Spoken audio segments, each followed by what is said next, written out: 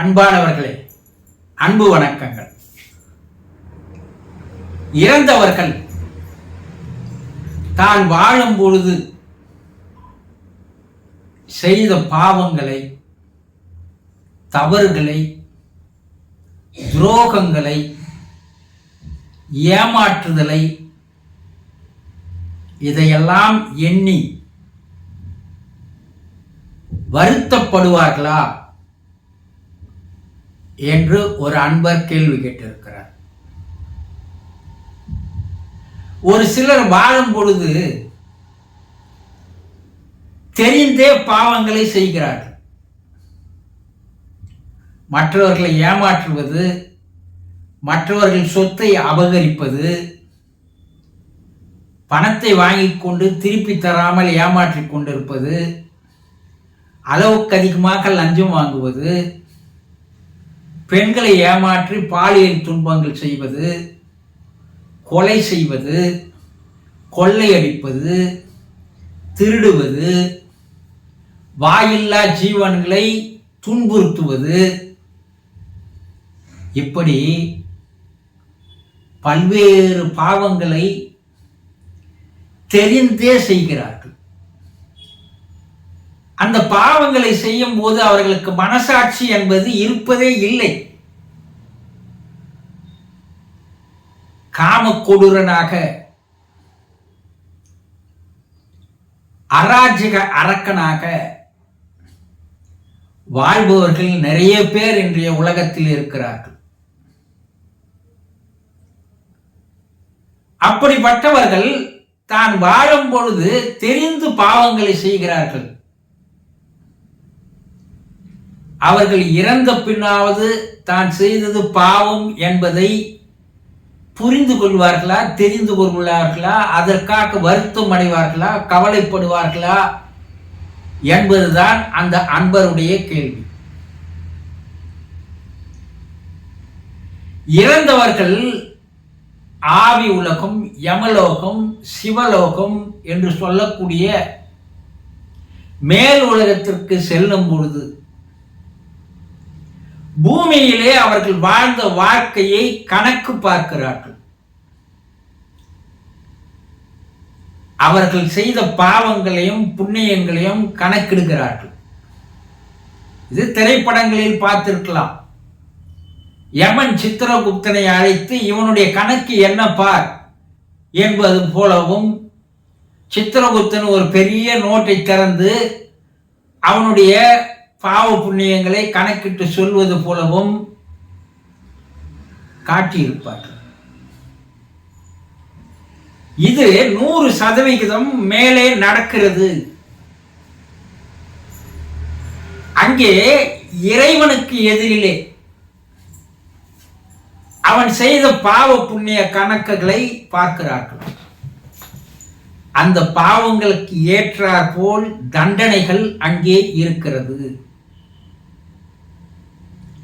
கடோப உபநிடதம் என்று சொல்லக்கூடிய ஒரு நூலிலே என்னென்ன பாவத்திற்குண்டான என்னென்ன தண்டனைகள் என்று எழுதி வைத்து சென்றிருக்கிறார்கள். இது கொஞ்சம் மிகைப்படுத்தி கற்பனையை அதிகமாக்கி எழுதி வைத்திருக்கிறார்கள். ஏன்னா அதை பார்த்தாவது மக்கள் பயந்து வாழும் பொழுது தன்னுடைய வாழ்க்கையை மாற்றி அமைத்துக் கொள்ள வேண்டும் என்ற ஒரு நோக்கத்தோடு எழுதப்பட்டது. ஆனா ஆவி உலகிலே இப்படி பாவங்களை செய்பவர்கள் இருள் உலகத்திற்கு அனுப்பப்படுகிறார்கள். இருள் உலகம் என்பது ஒரு நரகம் போன்றது. அப்போது அந்த தண்டனையை அனுபவிக்கும் பொழுது இறந்தவர் அந்த தண்டனையை அனுபவிக்கும் போது, அந்த ஆன்மா அனுபவிக்கும் போது, அப்போதுதான் தான் செய்த பாவங்களை எண்ணி வருந்துகிறார்கள். எப்படிப்பட்ட மனிதனும் தான் செய்த பாவங்களுக்குண்டான தண்டனையை அனுபவித்துத்தான் ஆக வேண்டும். செயல் என்று ஒன்று இருந்தால் விளைவு என்று ஒன்று வரும்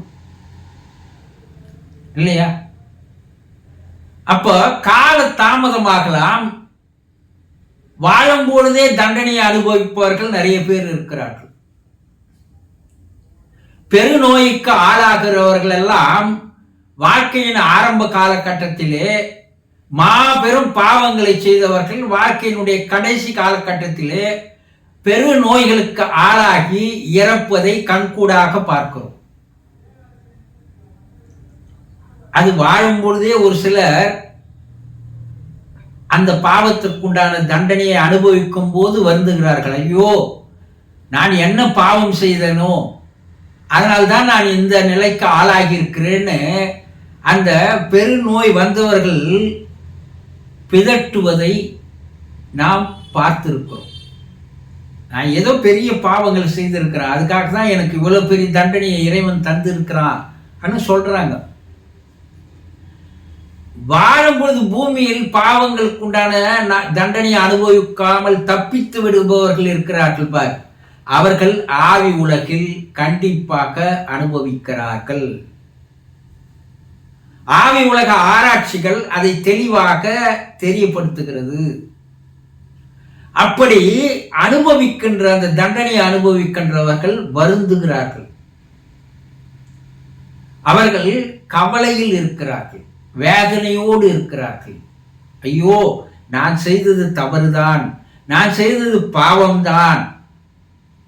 அப்போது ஏதோ ஒரு அகங்காரத்தில், ஆணவத்தில், அகம்பாவத்தில் நான் செய்துவிட்டேன், இப்பொழுது இது போல தண்டனைகள் கிடைக்கும் என்று தெரிந்திருந்தால் அப்போது நான் செய்திருக்க மாட்டேன் என்று அவர்கள் வருந்துகிறார்கள், வேதனையில் இருக்கிறார்கள்.